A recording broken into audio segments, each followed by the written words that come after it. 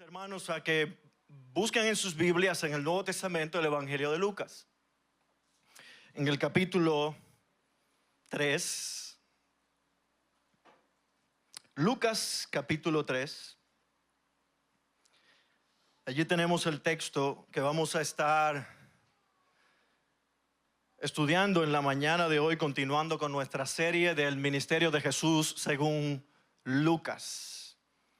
Y dice así el texto en la palabra, si me pueden acompañar, siguiendo con la vista este pasaje.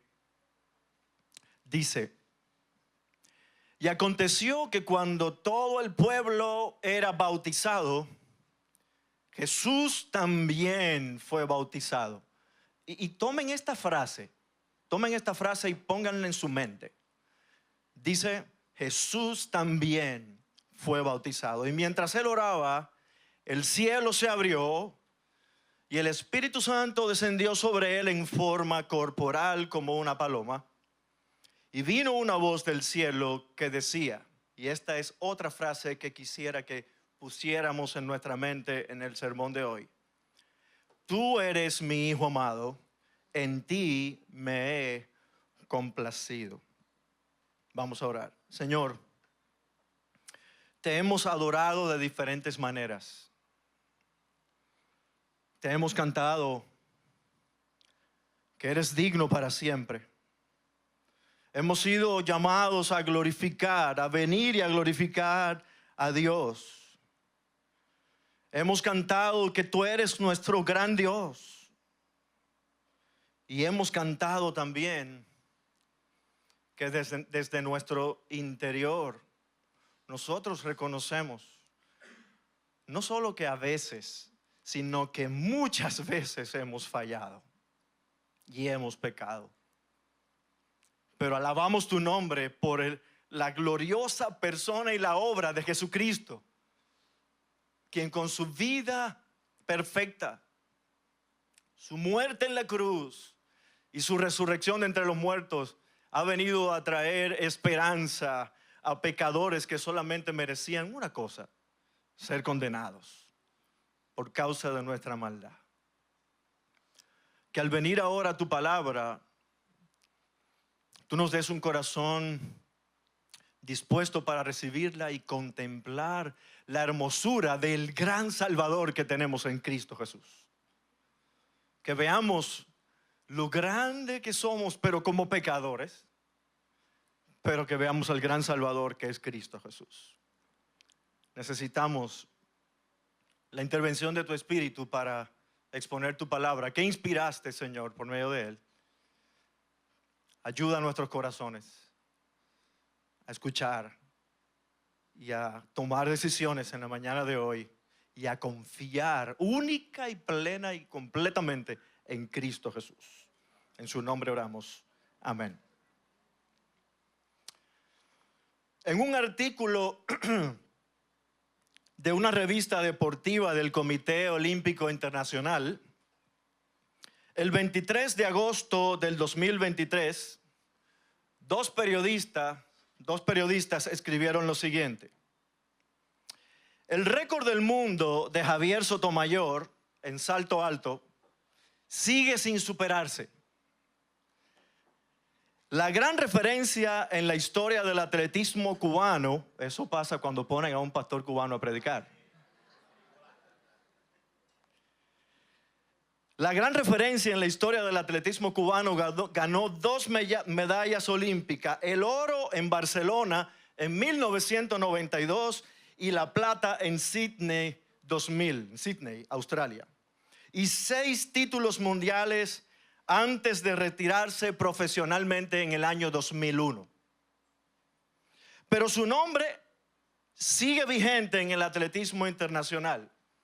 Los 2.45 metros que saltó en Salamanca, España, el 27 de julio de 1993 siguen suponiendo el mejor salto en la historia de este evento del atletismo mundial.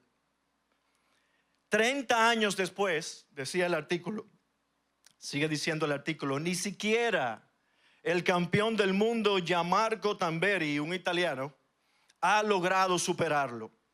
Bueno, ahora en el 2025 serían 32 años sin romperse el récord de Javier Sotomayor.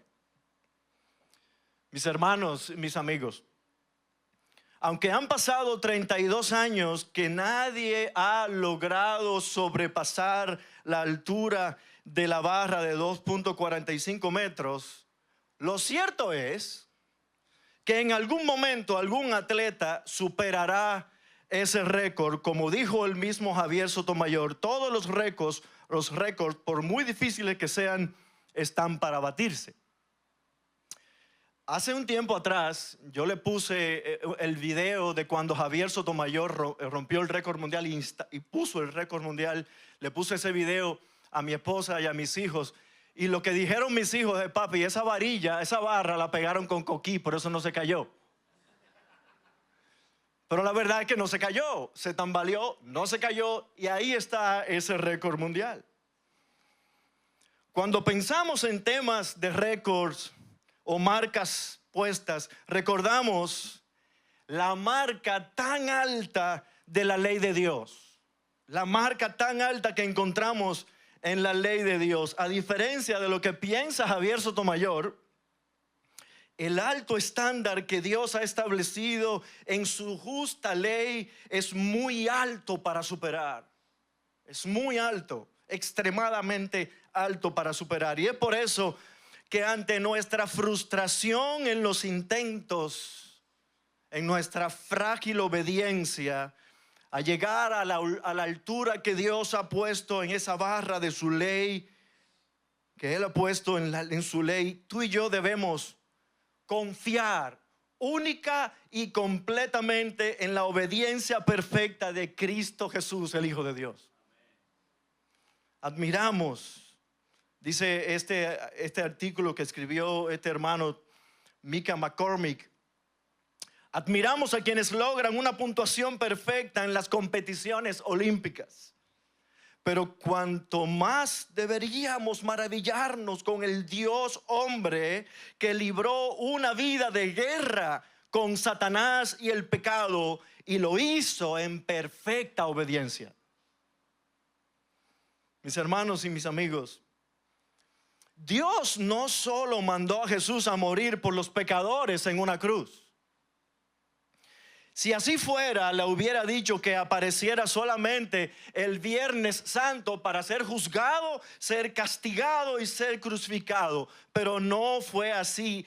Él viviría una vida perfecta para ser todo justo, todo nuestro justo representante como nosotros necesitábamos. Él es el completo justo representante que nosotros necesitábamos. Así que en el texto en que nosotros continuaremos esta serie del ministerio de Jesús según Lucas, veremos este evento que Lucas nos narra del bautismo de Jesús, que probablemente tú y yo hemos leído varias veces. El bautismo de Jesús por Juan el Bautista, el cual marca el inicio del ministerio público de Jesús. Y es interesante que luego de la narración de Lucas 2, 41, 52 del evento de Jesús con 12 años, ¿se acuerdan de ese evento cuando fueron a Jerusalén, él y sus padres, a adorar en la fiesta de la Pascua? Lo encontraron 3 días después discutiendo con los doctores de la ley, con solo 12 años. Y luego se nos dice en Lucas 2:52 que Jesús crecía en sabiduría, estatura y gracia para con Dios y para con los hombres. Y luego de eso no se nos dice más nada. Así transcurrieron 18 años en lo que solo se nos dice en Lucas 4:16 que fue criado en Nazaret. En Marcos 6:3 que aprendió el oficio de carpintería y que tenía hermanos y hermanas, y después no se nos dice más nada de esos 18 años. Y fue solo entonces que a la edad de 30 años decidió comenzar su ministerio sin mucha publicidad, como tal vez otros hubieran deseado. Bueno, tal vez otros hubieran deseado que Jesús apareciera después de 18 años buscando publicidad, yendo al templo tal vez, o en la plaza central, en la plaza principal en Jerusalén, o posteando en las redes sociales de ese tiempo. Pero no fue así, no fue así. Él se trasladó 24 kilómetros hacia la parte este de Israel, en donde su primo Juan el Bautista bautizaba en el río Jordán. Esa fue toda la publicidad de Jesús. Y es en este intencional evento del bautismo de Jesús en el Jordán que podemos notar que la obediencia perfecta de Jesús le hace el mejor representante en quien completamente nosotros debemos confiar. Y ahorita vamos a ver por qué decimos esto.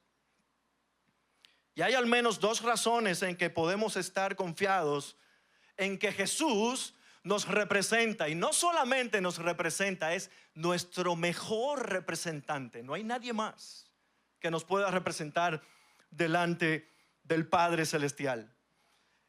Y la primera razón es esta: su obediencia perfecta cubre nuestra frágil obediencia. Vean conmigo lo que dice el texto en el verso 21. Y aconteció que cuando todo el pueblo era bautizado, Jesús también fue bautizado. ¿Se acuerdan que yo les dije, tengan esta frase en sus mentes? Jesús también fue bautizado.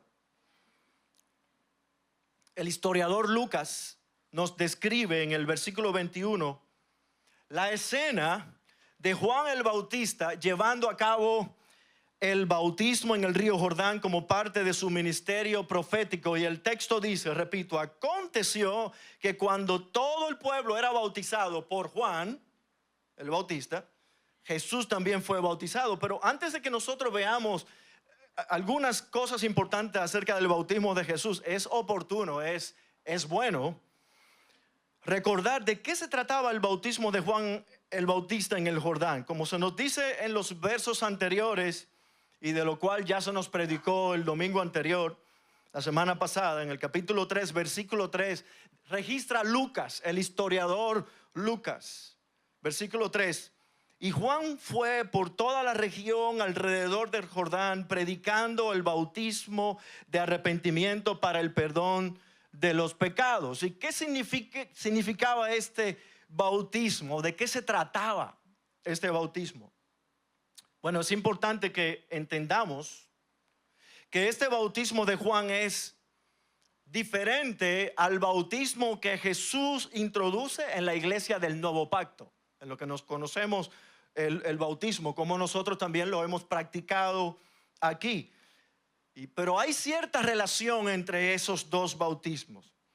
Sin embargo, el bautismo de Juan está más asociado con un proceso litúrgico y de adoración en el Antiguo Testamento. R.C. Sproul lo comenta de esta manera: en el Antiguo Testamento los judíos tenían un ritual llamado bautismo proselitista, y estaba restringido solo para aquellos gentiles que se estaban convirtiendo al judaísmo. Y en las categorías del Antiguo Testamento, los gentiles eran extraños a ese pacto, eran extraños, estaban fuera del pacto, estaban fuera de la comunidad del pacto de Israel, y eran considerados por naturaleza inmundos, impuros, contaminados. Entonces, ¿qué ocurría? Si un gentil quería convertirse al judaísmo, tenía que pasar por ese bautismo proselitista del que estamos hablando. Tenía que pasar por el ritual de limpieza a fin de convertirse en parte de la comunidad del pacto de Israel. De modo que aquí aparece Juan llevando a cabo este acto de limpieza, sigue diciendo Sproul. Y en vez de llamar a los gentiles, lo curioso es que él está llamando a los judíos a ser sometidos al ritual proselitista de la limpieza, y por eso él ofendió a muchos orgullosos líderes religiosos de Israel, que con su entendimiento nublado y oscurecidos acerca del Mesías, salieron reclamando a Juan. ¿Y cuál es el reclamo? Dice Sproul: Juan, ¿por qué tú haces esto? Nosotros somos hijos de Abraham, no necesitamos estar haciendo esto. Ignorando la profecía de aquel que vendría a preparar el camino del Mesías en Isaías 43, pasando por alto también el mensaje de Juan el Bautista, que era: arrepiéntanse porque el reino de los cielos se ha acercado. En otras palabras, dejen de confiar en su propia justicia para confiar únicamente en Dios para su salvación, en el método de Dios para su salvación. Así que, fin de la cita, dice Sproul esto. Es interesante entonces, en contraste con estos orgullosos y soberbios líderes religiosos, Jesús, el Hijo de Dios, vino al Jordán a Juan para ser bautizado por él. Y es cuando nosotros vemos el cántico Agnus Dei en Juan 1:29, cuando dice: al día siguiente vio Juan a Jesús que venía hacia él y dijo: ahí está el Cordero de Dios que quita el pecado del mundo. Este es aquel de quien yo dije: después de mí viene un hombre que es antes de mí, porque era primero que yo.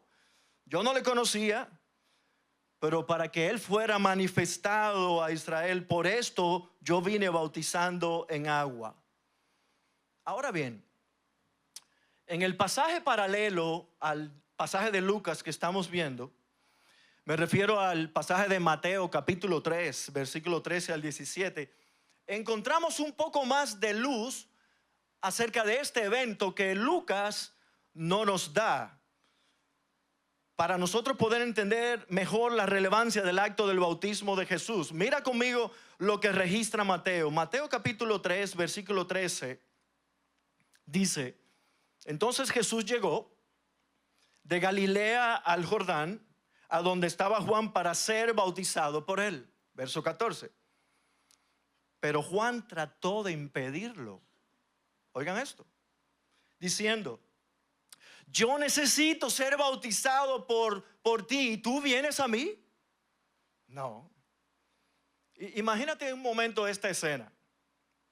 Mientras Juan estaba terminando de bautizar al último que estaba bautizando, o a uno de los que estaban en fila esperando para ser bautizado por Juan, por entre la multitud viene acercándose uno a quien Juan reconoce en su rostro y se da cuenta que era su primo Jesús, porque eran parientes.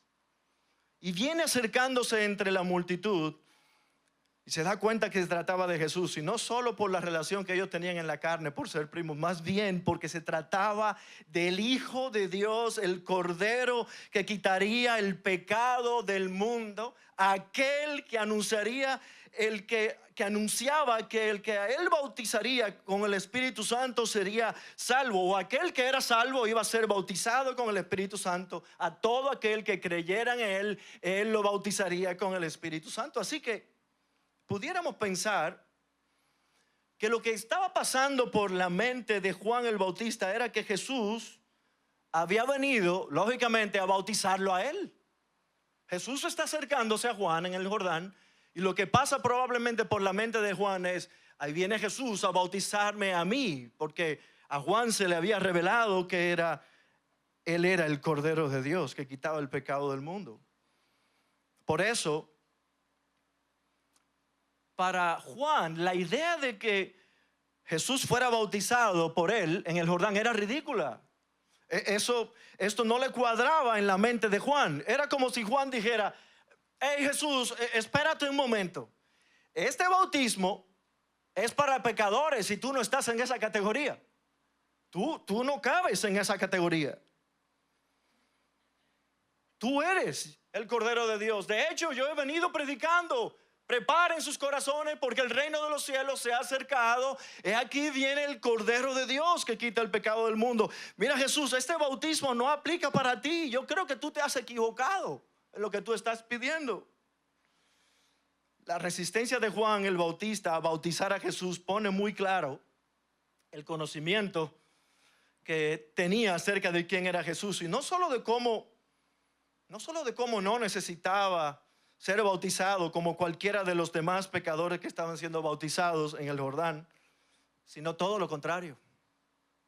Él debía ser bautizado por Jesús, y por eso le dice: yo necesito, Jesús, que tú me bautices a mí, y tú vienes a mí para que yo te bautice. ¿Y cuál es la razón? Bueno, porque Juan el Bautista era un pecador igual que todos los que estaban en el río Jordán siendo bautizados. Jesús no. Como dijera el teólogo Frederick Dale Brunner, es como si uno anunciara la llegada de un gran predicador para una serie de reuniones evangelistas, para unas conferencias, y una noche el predicador llegara no a la plataforma, al púlpito, sino delante del altar, no al podio, sino al banco de los penitentes, no a predicar, sino a arrodillarse. Así que la respuesta de Jesús fue realmente sorprendente para Juan. Y mira cómo Jesús le responde en Mateo 3:15. Jesús le respondió: permítelo ahora, porque es conveniente que así cumplamos toda justicia. Entonces dice el texto que Juan consintió y lo permitió. En otras palabras, Juan, mira, no tengo tiempo para darte una clase de teología ahora sobre la salvación. Juan, escúchame, solo confía en mí. Solo confía en mí. Tú solo bautízame, Juan. Así que debemos cumplir toda justicia. Vuelvo a comentar algo que menciona R.C. Sproul, que nos da un poco de luz acerca de esto, acerca de este texto. Y Sproul dice: no creo que haya un texto más importante que defina la obra de Jesús en el Nuevo Testamento que este texto. Que Jesús fue enviado para cumplir toda justicia, y lo que eso significa para el judío era obedecer cada jota y cada tilde de la ley, porque ahora Jesús no está actuando en su bautismo por sí mismo, sino por su pueblo.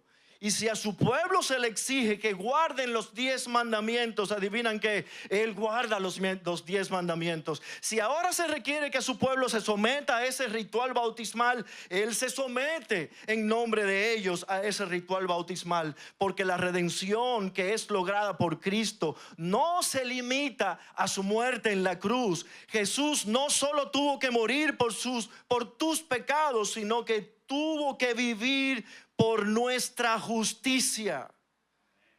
Si todo lo que Jesús hizo fue morir por tus pecados, eso eliminaría toda tu culpa y te dejaría sin pecado ante los ojos de Dios, pero no serías justo.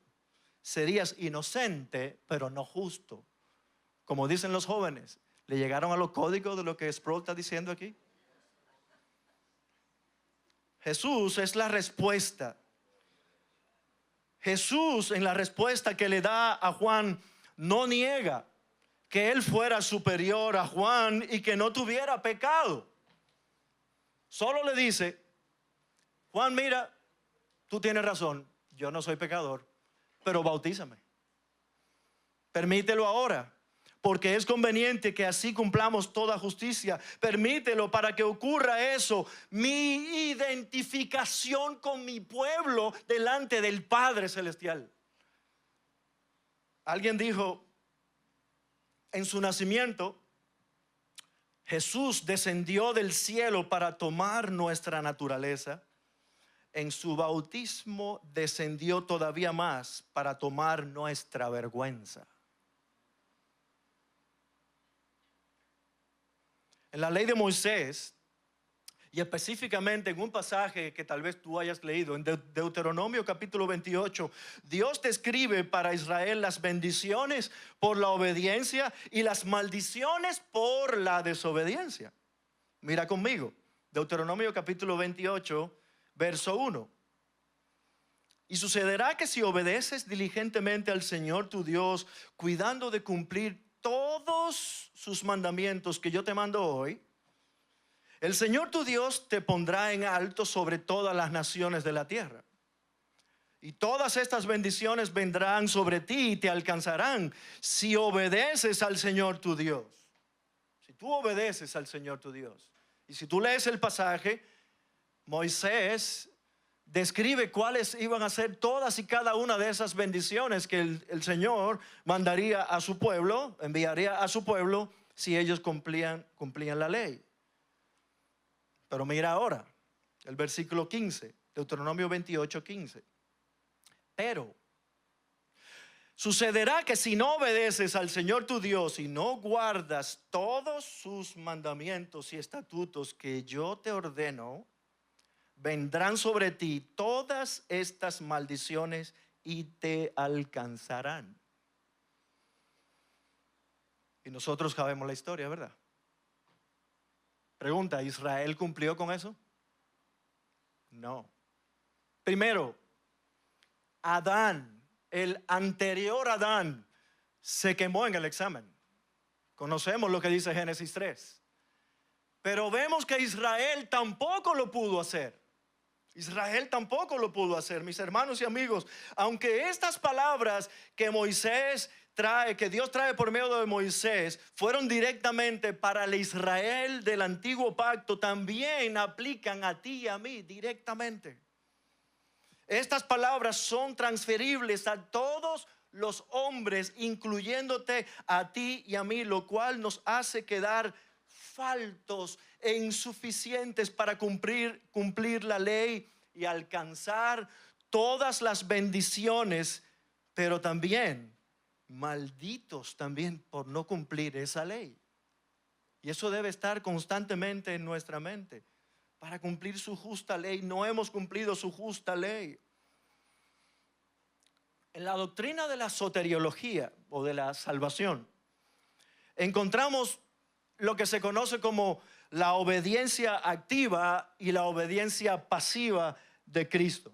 Bueno, en su forma activa, Cristo en su forma activa de amor por los escogidos obedeció todas las demandas, todas y cada una de las demandas de la ley de Dios en nuestro lugar para cumplir toda justicia, como dice nuestro texto.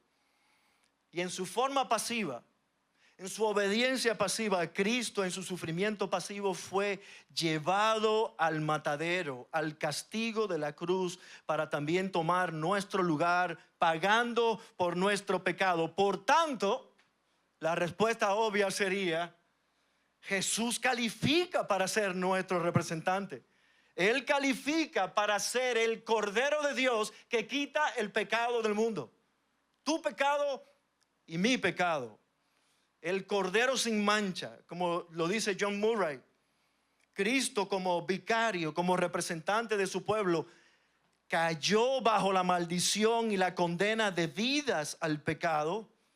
Y también cumplió la ley de Dios en todas sus exigencias positivas. En otras palabras, asumió sobre él la culpa por el pecado y cumplió perfectamente las exigencias de la justicia de Dios. Completamente. Y esto es lo que los teólogos reformados llaman la doctrina de la doble imputación. Nuestros pecados, ¿qué sucede con nuestros pecados? Se anotaron en la cuenta de Cristo y ahora se nos atribuyen sus justos méritos, tal y como el apóstol Pablo lo dice en 2 Corintios capítulo 5 versículo 21. ¿Qué dice este texto? Al que no conoció pecado, lo hizo pecado por nosotros. Y nosotros decimos: Señor, gracias. Para que fuéramos hechos justicia de Dios en él. Eso no cabría en nuestra mente jamás. Jamás. ¿Recuerdan el artículo de la revista deportiva del Comité Olímpico Internacional sobre Javier Sotomayor, el atleta de salto alto de Cuba, no de República Dominicana? Bueno, ese artículo comienza con estas palabras y yo las mencioné al principio. Javier Sotomayor dice, y comienza el artículo con estas palabras: todos los récords por muy difíciles que sean, están para abatirse, para romperse. Podemos decir que deportivamente esto es cierto. Nosotros hemos visto atletas alcanzar y superar marcas que han puesto otros atletas en diferentes disciplinas deportivas, pero espiritualmente, la marca de la barra puesta por Dios en su ley, solo uno la ha podido cumplir con perfecta justicia. Y ese es nuestro amado Señor y Salvador Jesucristo, por medio de su obediencia perfecta, identificándose con pecadores como tú y como yo, para que por la fe en Él y solo en Él, desde el día en que creímos al Evangelio hasta el final de nuestros días, mi frágil y tu frágil obediencia sea cubierta por la suya, que es perfecta. Completamente. Mis hermanos, ¿cuántas veces en esta semana nosotros no hemos alcanzado el estándar de Dios? ¿Cuántas veces de la ley de Dios? Incluso de camino para acá esta mañana, ¿cuántas veces rompiste ese estándar de esa ley? ¿Y tú sabes cómo quedamos? Como dicen buen dominicano, feo para la foto y borroso para el video. Mal. Delante de Dios. Mal. Mis hermanos y amigos, aunque somos llamados a esforzarnos en la gracia y a perseverar en agradar al Señor con nuestra obediencia a su ley, la verdad es que tu obediencia y mi obediencia, como mencioné hace un momento, es muy frágil y no alcanzamos la barra en tu papel y en mi papel como esposo, como esposa, como hijo, como padre, como madre. Y voy a incluir a las abuelas, porque las abuelas, las abuelas también violan la ley de Dios añoñando a los nietos demasiado.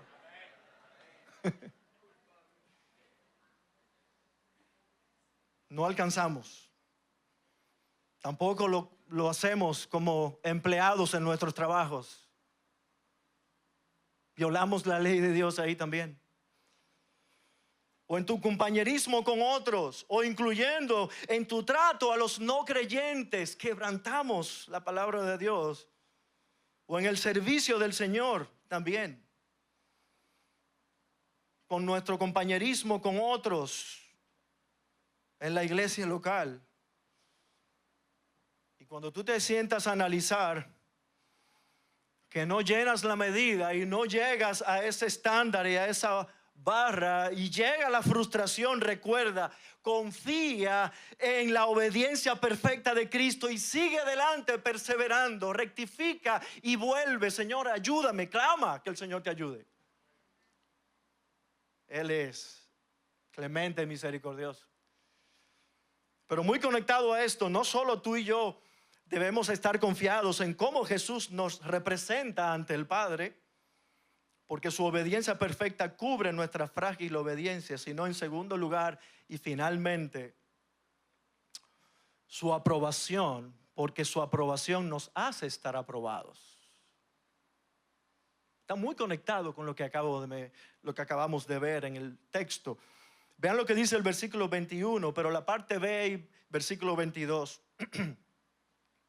Y mientras él oraba, el cielo se abrió. Estaba Jesús en el Jordán. Mientras él oraba, el cielo se abrió y el Espíritu Santo descendió sobre él en forma corporal como una paloma, y vino una voz del cielo que decía: tú eres mi Hijo amado, en ti me he complacido. Es interesante lo que relata Lucas aquí en el momento del bautismo de Jesús por Juan en el Jordán. El texto dice que Jesús oró en el agua, en medio del Jordán. De hecho, en los otros evangelios sinópticos no se narra, no dice lo que Lucas registra en su evangelio. Él es el único que registra cómo Jesús oró en su bautismo. No sabemos lo que Jesús estaba orando allí. Ahorita vamos a mencionar un poquito de esto. La oración es un tema característico en el Evangelio de Lucas. Si tú lees el Evangelio de Lucas, te puedes dar cuenta las repetidas veces que Lucas, como historiador, narra los diferentes momentos en que Jesús oraba, se apartaba para orar individualmente o personalmente, en secreto, pero también en algunos momentos con sus discípulos. Así que la oración, como lo menciona aquí Lucas en este texto, no sabemos, como mencioné hace un momento, no sabemos qué Jesús estaba orando. Lo que sí sabemos, hay algo que el texto no nos dice, pero nosotros sí lo sabemos, que no fue una oración de confesión de pecados. No lo fue. Igual que tal vez hacían los demás que eran bautizados por Juan allí en el Jordán, porque Jesús era sin pecado. Sin embargo, puede ser que se trate de una ocasión más en la que Jesús oraba al Padre en su ministerio, y ahora que estaba comenzando su ministerio, Él muestra esa dependencia de su Padre celestial. Pero ¿qué sucedió luego de esa oración? El texto dice: y mientras Él oraba, ocurrió algo. El cielo se abrió y el Espíritu Santo descendió sobre Él en forma corporal como una paloma. Este elemento que añade Lucas aquí, al igual que Mateo y Marcos, nos dice algo muy importante acerca de la obra de Jesús en su ministerio como nuestro representante. El Espíritu Santo de Dios, la tercera persona de la Trinidad, descendiendo como en forma de paloma, símbolo de pureza, de humildad, de mansedumbre. Pero hay algo más. Y escuché esto de un comentarista que decía: es interesante que aparezca la imagen de una paloma, el Espíritu Santo que nosotros no podemos ver, pero que aparezca la imagen de una paloma en este momento muestra algo muy importante, y es el sacrificio humilde del Cordero de Dios. ¿Saben por qué?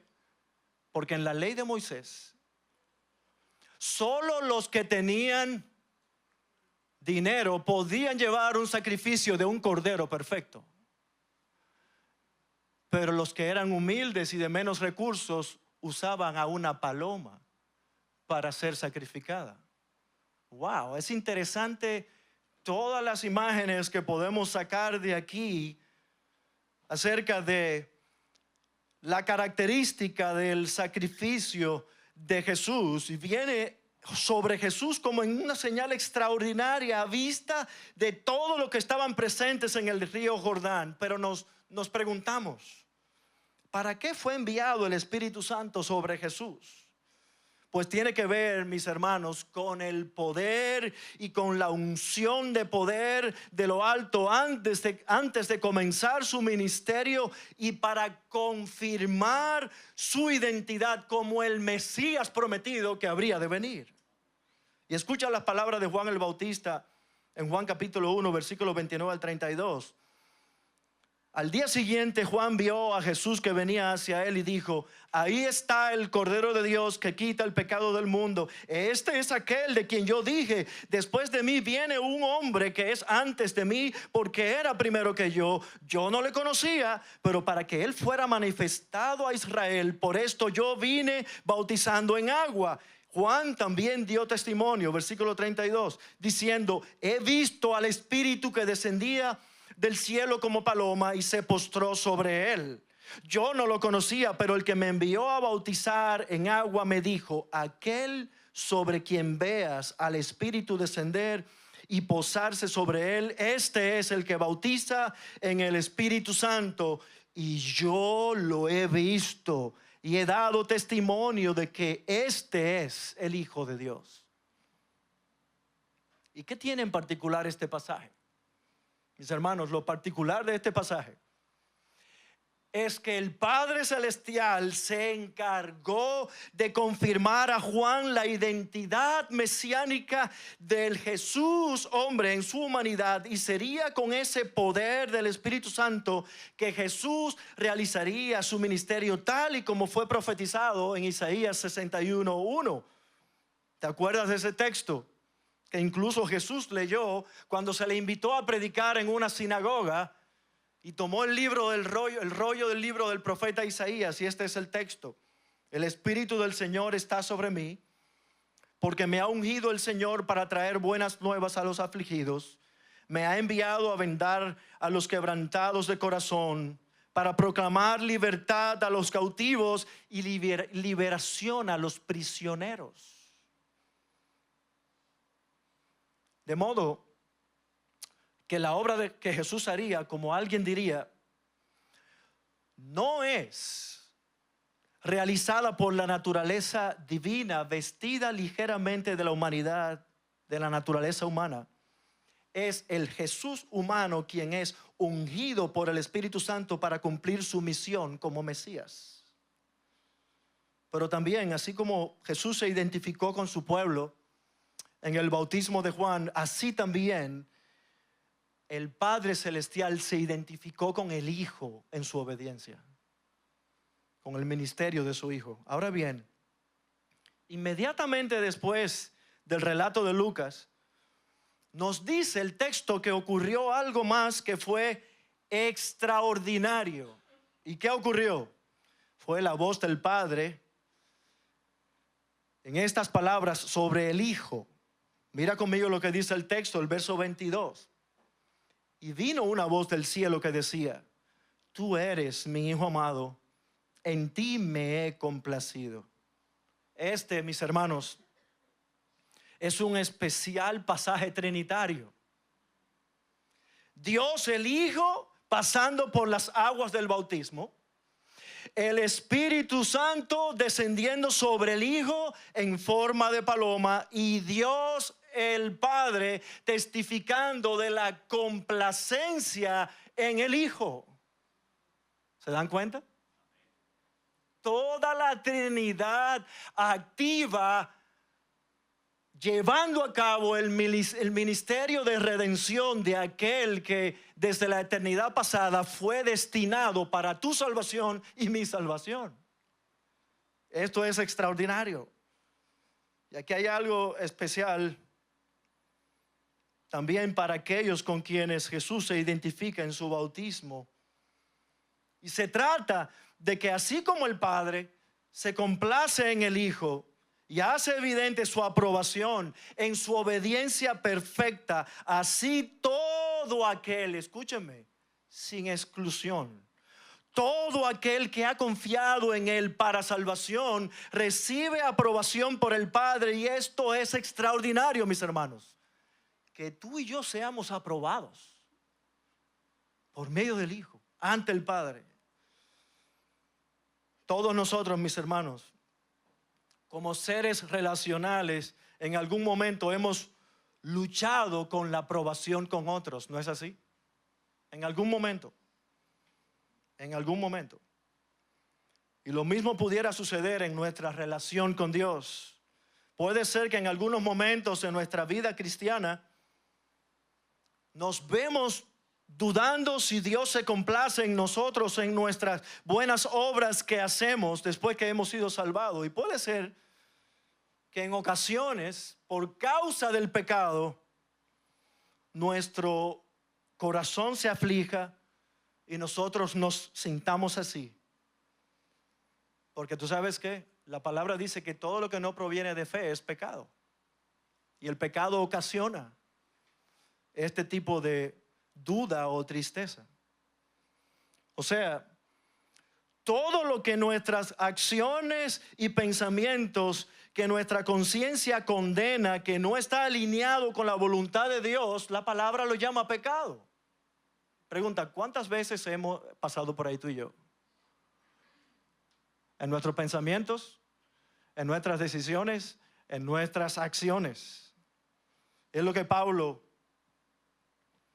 dice en Romanos 14:23. en este pasaje. Sin embargo, aunque es cierto que debemos hacer morir el pecado en nosotros y nuestras motivaciones para hacer lo que hacemos deben estar alineadas con la voluntad de Dios y no llenamos ese estándar, como mencioné hace un momento. En Cristo, las buenas obras que Dios preparó de antemano para que andemos en ellas y las hagamos con limpia conciencia, guiados por su Espíritu, son aprobadas por nuestro Padre Celestial completamente por causa de Cristo. Así que por esto tú y yo podemos encontrar siempre aprobación, pues somos hijos de Dios y Cristo su Hijo está siendo formado en ti y en mí. Así que mis hermanos, nuestras buenas obras ya no son como trapo de inmundicia ante Dios. Ahora es adoración que Él recibe por causa de Cristo. El Señor también puede tener complacencia en mí y en ti por causa de Cristo. Y esto es glorioso. Esto es grandioso. ¿Te acuerdas? En el Salmo 147, versículo 11. Oye lo que dice el texto en la versión Reina Valera. Se complace Jehová en los que le temen y en los que esperan en su misericordia. Proverbios 11:20. El Señor aborrece a los de corazón perverso, pero se complace en los que viven con integridad.